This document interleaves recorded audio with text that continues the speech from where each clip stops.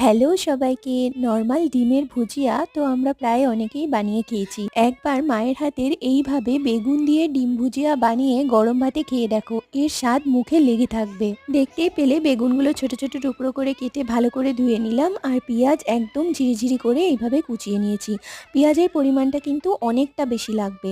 গরম তেলে পেঁয়াজ কুচি, বেগুন, লঙ্কা কুচি সব কিছু দিয়ে খুব ভালো করে অনেকক্ষণ সময় ধরে ভেজে নিতে হবে।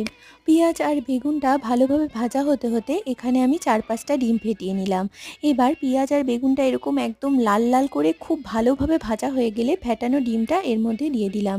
ভালো করে নাড়াচাড়া করতে করতে ডিমগুলো যখন এইভাবে ঝুরি ঝুরি হয়ে আসবে, স্বাদ মতো নুন দিয়ে ভালোভাবে মিশিয়ে নিয়ে আবার বেশ খানিকক্ষণ সময় ধরে আঁচ বাড়িয়ে খুব ভালোভাবে লাল লাল করে এরকম কড়া করে ভেজে নেব।